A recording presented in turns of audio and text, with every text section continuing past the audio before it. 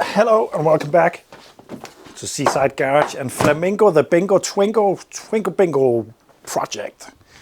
In this video, I'm going to do a service to the engine. Nothing major, just an oil change, new spark plugs, changing the speed sensor, and some other minor stuff, and getting this ready for the MOT because I think it's pretty much there. The rust repairs are done. There's a lot of cosmetic stuff that I will probably never fix, but other than that, it seems to be close to being ready to go. Firstly, I'm going to raise it up in the air and drain the oil out. The engine is somewhat hot because I just took it out for a quick spin just to get all the welding dust off the car and a bit of heat into the engine. So I'm going to do that.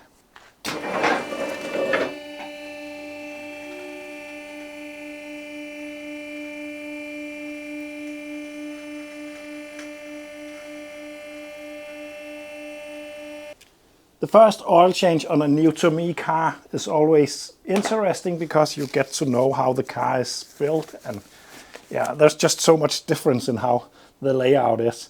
Seeing an engine cover underneath this is quite amazing because I can't remember when I owned a car with one of those. Most of them had them, but they are just removed and thrown away. But it's amazing to actually see it still being there.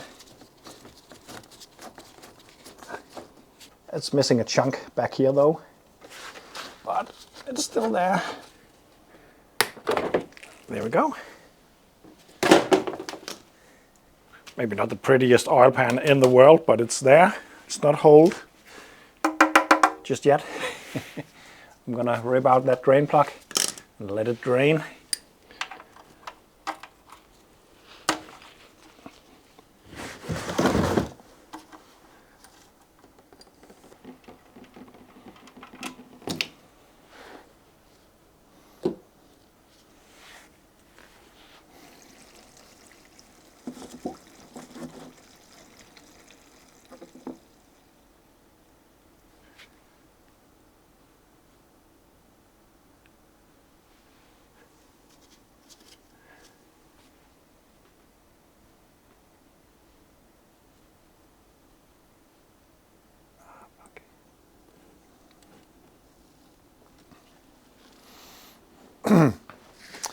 So doing that made me notice this.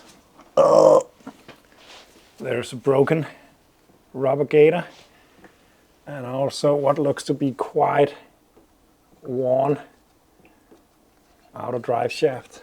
So not only is this an MOT fail, the problem is I could put a new gator on it, but I can see that it's worn in there. And also listen to this. I don't know if you can hear it. You can actually hear it click. That probably won't go away just by giving it grease and a new rubber. And also getting this off is a lot of work if it doesn't work.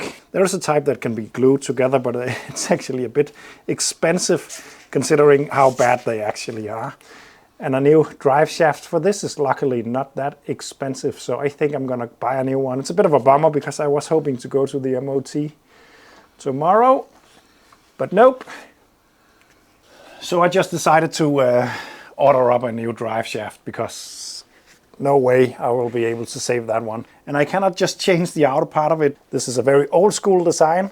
The knuckle is a part of the shaft, so I cannot change that.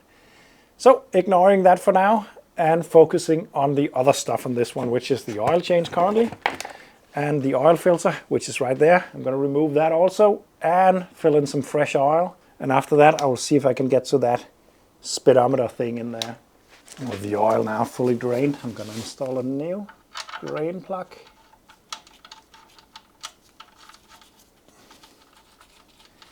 Yes, the oil pan is a bit runny. Nope, I'm not gonna change it. This is a cheap runaround, for now at least. There we go, changed. And then I want to remove the oil filter, which is right there. I really like to use one of these, which will grab onto the filter, and then you can spin it off. Very often they are a lot more stuck than what you were expecting. And if there's room for this, it's very effective. Yep. Such a tiny filter. But I did notice something. It's a Renault filter. This has really been well serviced at a Renault dealer. But it won't be an original filter going in. But it is a Bosch though. Just looping up the seal. Because you have to be kind to the animals. And then spin it up on rubber here. There we go. And it's on. And then I can fill in 4 liters of fresh oil.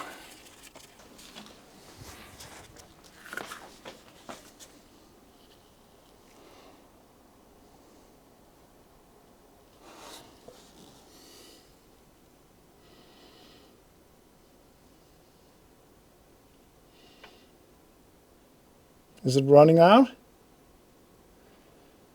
Hope not. Perfect. There you go.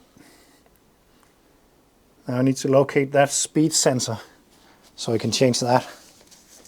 So I can see it up there. I think you can just about see the top of it. I will see if I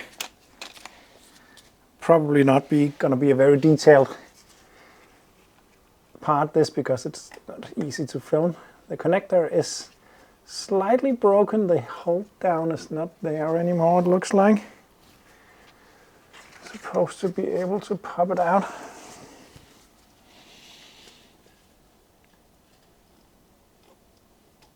Yep, that was easy. There we have the sensor. And put in a new one. It is a bit of a chance because I don't know for sure if this is actually the thing that has failed.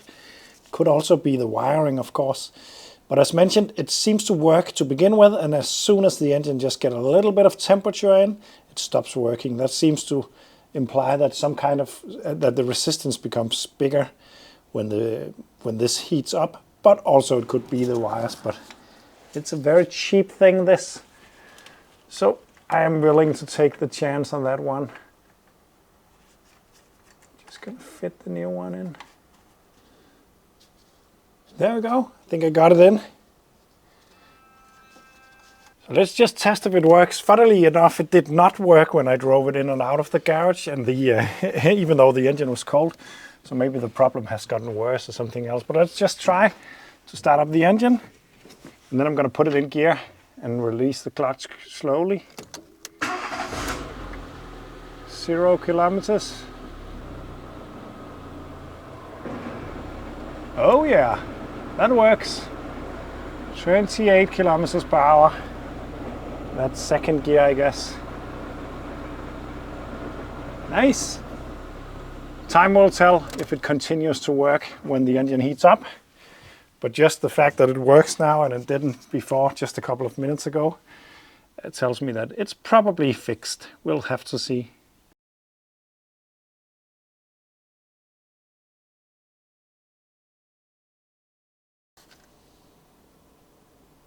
So next up, I want to install a new air filter and change the spark plugs.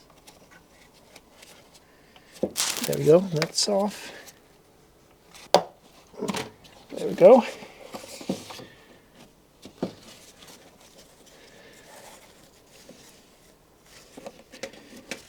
I can pull out the filter, which looks completely brand new.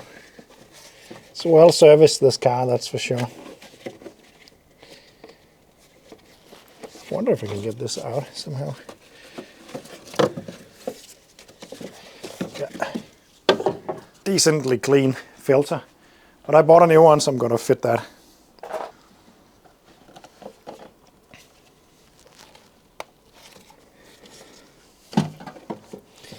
I'm unsure if it's actually the filter being wrong. I'm just not pushing hard enough. But I have a hard time fitting this filter. Yep, it's just not the right size. That's weird. There's actually also quite a lot of difference. Yeah. Nothing I can do about that. It doesn't fit. Which means that I will have to fit the old one again. And live with that for a while. But as mentioned, it really doesn't look too bad, so not too worried about it, but it is annoying when I actually bought another one. Let's do the spark plugs.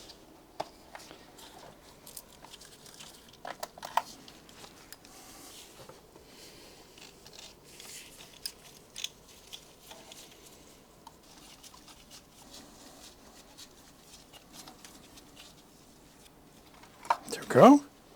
Does it still run?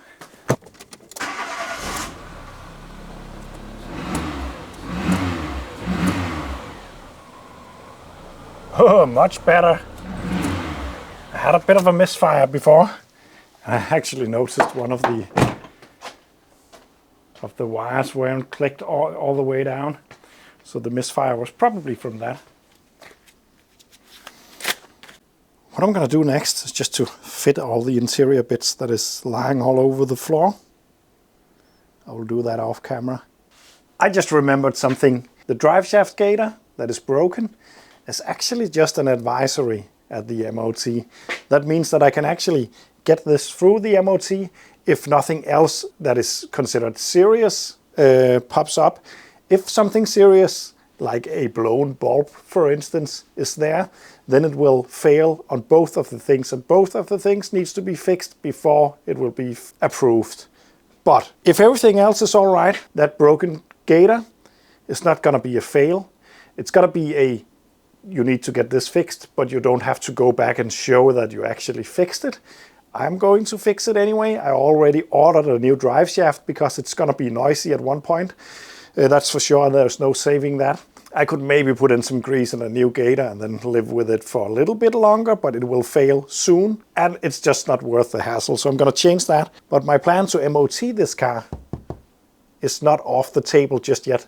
And scratch that. This is Seppo from the future. The day after this video was recorded, I went to the MOT station and I was wrong. I asked before starting the MOT, and the drive shaft gaiter is a complete fail in the Danish MOT. Pretty much nothing can actually pass. A broken gaiter on the shock absorber, that is all right, but on the drive shaft, it's not okay, not even if just a little bit of grease comes out. It's a failure. Luckily, I asked before starting the MOT, so I aborted. So unfortunately, I will have to wait a little longer before I can drive the Twingo. Back to the video. I'm going to continue on fitting all the inner stuff. I have already fitted the rear seats again and the rear bumper. I need to fit the lights, and then I need to do something about that door that I already fixed once. Because maybe you remembered in one of the previous videos I fixed the door. I at least made it a lot better. Before it was almost impossible to shut. Now after fixing up and aligning this mechanism in here better and greasing and cleaning up the actual lock, I made it a lot better. But now we are back to problems. And why? I'm going to tell you that. The main issue, there's two issues. One thing is it's worn in here. I found a new one. It was dirt cheap, so I bought that. I'm going to change that. But the other thing that is the main issue is that I fixed this and aligned this and did all the stuff in the previous video while the car was lifted up on the lifting points. That's a no-no when it comes to adjusting doors, because the body will flex a little bit when you lift it. So I got it adjusted perfect for that flex. And now when it's not flexing anymore, it's back to being completely rubbish at shutting again. So I'm going to fix that. But before doing that, I can sense that some of you guys are about to explode. So I'm just going to... No, I will leave it. Take a look at this gem. Less than 10 euros for a brand new one. Will it fit? I really hope. Nice.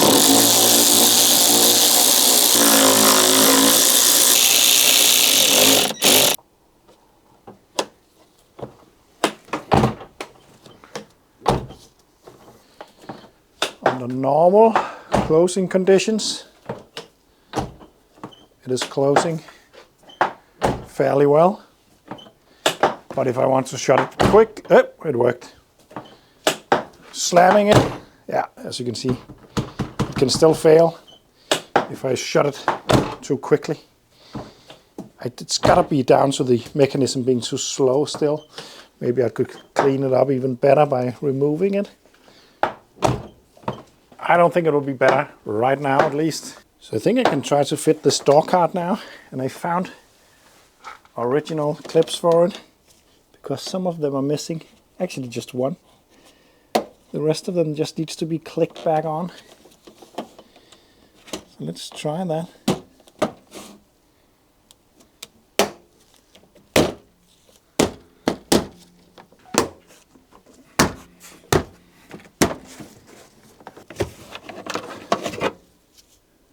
What? That looks like something from the generator. Interesting. Yeah, I think it's stuck now again. This one is also slightly broken. It's had a rough life, this. It's good enough for now. Okay. We'll do it now.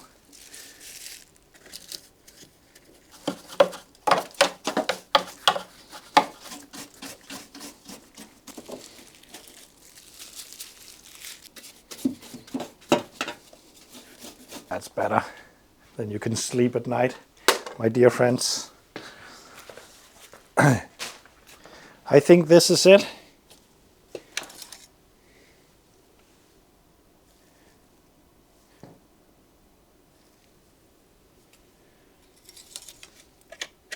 I'm gonna go ahead.